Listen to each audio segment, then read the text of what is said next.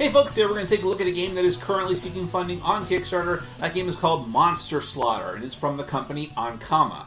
Now, if you like what you see throughout the rest of this preview video, I'm going to encourage you to go to the official Kickstarter project page. You can do so by following the link in the top corner of your screen, as well as down in the description section underneath this video.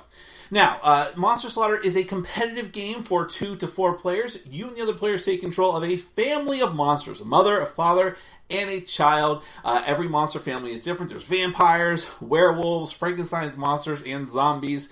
And you are trying to raid this cabin where some students, some hapless students, of course, are holed up. And what you're trying to do as the monsters is to be the first ones to wound, scare, kill, whatever you have to do in order to earn prestige for your monster family. Now, of course, the students are not helpless, and even the other monster families might help the students just to foil your plans to put them into a better position in order to get that prestige for themselves. Let me go ahead and give you a brief look at how the game is played with a prototype version of the game. So do bear in mind that what you see in this prototype version may change in the final version. Some things may change, but in any case, we're going to come back and then discuss it further.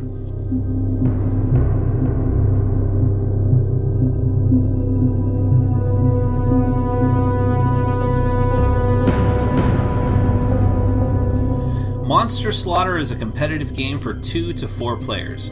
Each player takes control of a different family of monsters, attempting to kill and devour a group of hapless students under a full moon. During the game, you'll get points in multiple ways, like wounding the students, killing them, or even guessing the right order in which they end up getting killed. The game ends when either all the students are dead or time runs out and the sun comes up. Lay out the outer game board ring with the house structure, which is actually the bottom half of the game box, in the center. Door pieces get placed at every doorway, appropriately enough. A moon piece is placed near the round track, but not on it yet. The nocturnal event cards are shuffled together with one surprise visitor card, and the deck is placed on its particular spot. The student miniatures are placed on the appropriate spots on the board for now, next to a hit point track where cubes corresponding to each of them are placed according to their starting hit points.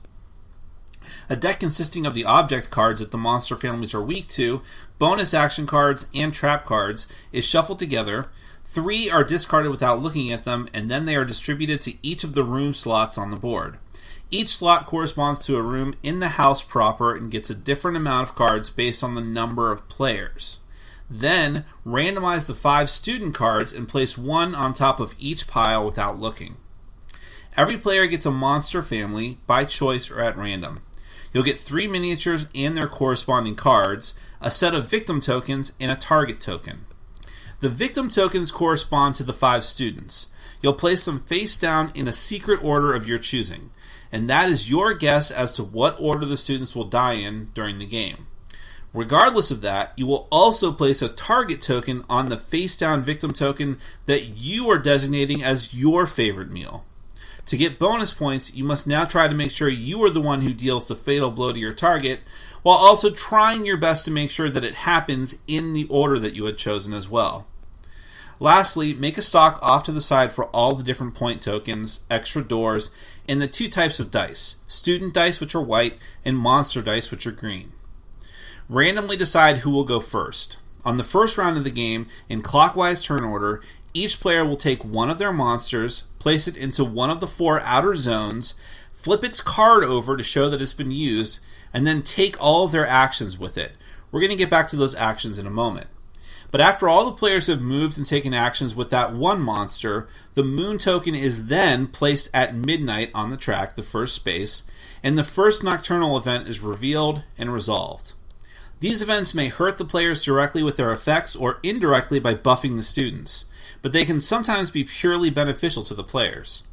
One random surprise visitor is in the deck and will join the students in the house as another victim to overcome if they're drawn. Then each player chooses a second monster and acts with it. Then you move on to the third round and do it all over again with your last monster. But in the subsequent round, which is at 2 a.m., you'll reset each of your monsters and choose one again to act with. The game repeats this way over and over until 8 a.m., which is the last round of the game, or until all the students are dead. That's the endgame condition. Each monster in a family behaves a little bit differently. The children monsters can perform 3 actions and use 2 dice for each action. Father monsters have only 2 actions but roll 4 dice for each action, and mother monsters have 2 actions and 3 dice. Each monster family also has their own unique power. For example, the werewolves get 2 free moves instead of just 1, and the vampires get to roll an additional die when they're searching rooms. Many actions, but not all, require you to roll dice to succeed in order to get anywhere. The claw or fist symbols count as successes, while the X's are failures. Getting multiple successes is often very helpful. There are 6 different types of actions that a monster can choose from when deciding how to allot their limited pool of actions each turn. First is moving. Every monster has 1 free move to go to an adjacent zone, but you can do 1 more move on your turn at the cost of 1 action. Next is sneaking a peek. For 1 action, either when you're inside a room, next to a door, or next to a window, you can peek at the top card of that room's deck to see what to expect. To actually get into the room at the beginning of the game, you'll need to smash open the door. This costs an action, and you must roll at least 1 success from your dice pool. If you succeed, you keep the doors for points, and the room card deck is shuffled immediately. Once inside, you can search a room. Roll your allocated dice, and every success lets you draw a card from that room's deck. You can't draw if you're already at 7 cards in hand. Several different cards might come up. Objects can be played on another player's turn to buff up the students if you think they'll be encountering the other players and not you. Each card confers 1 additional defensive die to the students against monsters, and +1 if the monster is particularly allergic to that type of item. There are 5 of these cards for each faction. Bonus action cards can grant you special bonuses, of course, while trap cards will only hurt you. Lastly, you will eventually stumble on the student that's hiding. Place the appropriate miniature in that room with you at that point. That leads us to the first aggressive action, which is scaring a student. You must be either in the same zone or an adjacent zone to the student that you want to scare. Roll your dice pool. For every success, the scared student must move that many zones away from you. If they move into a room that has no monsters, they automatically hide. Their miniature is removed from the board and their card is shuffled into that room's deck. Students cannot hide outside, however. The last action type is attacking a student. You must be in the same zone with a revealed student to attack. Roll your dice pool and the roll for the student. Every claw you roll is a successful hit, but every fist the student rolls will cancel a hit. Also, other players may give the students you're fighting items to help them fend off your attack, adding from 1 to 3 dice to their defensive pool. Also, every student has their own unique defensive power. For instance, Brittany can cancel a monster success, and Leica can re-roll one of her failures. If there are more monster successes than student successes, that excess is dealt to the student in the form of damage. Move down their marker, taking 1 flesh token for each damage. If you drop them to 0 health or lower, they die, and you get to claim a bone marker at that point. But if there were more student successes than monster successes, your monster is ejected from the zone and thrown backward. If a student dies, everyone must flip over just that student's victim token in front of them. This is to check to see if you were correct with the order of death, and if so, you get to take a brain token. When the last student, or all students in the special visitor, dies or time runs out and dawn arrives, the game ends and it's time to count points. Doors are 1 point, wounds inflicted are 2 points, correct guess brain tokens are 3, bones for kills are worth 2, and if you successfully killed your own target, that's 5 points. Whoever has the most points is the winner. That's Monster Slaughter. Well, Monster Slaughter is one of those games that fits very nicely into the niche of sort of family, casual style board games. Now, of course, the Monster Slaughter part and the fact that you're taking control of these different monstrous families might be like, family friendly, but really it is. I mean, the artwork isn't, the artwork is very nice, but there's nothing grotesque about it or anything like that. It's just a very light monster theme, but it's also an accessible theme as well. Everyone can get behind, horror movies and that sort of that classic horror feel. And just the gameplay itself lends itself to that casual feel where you are, it's strictly competitive, but it's not like bloodthirsty competitive, and it is not overly complicated. You can have this game set up within minutes and teaching it within minutes as well.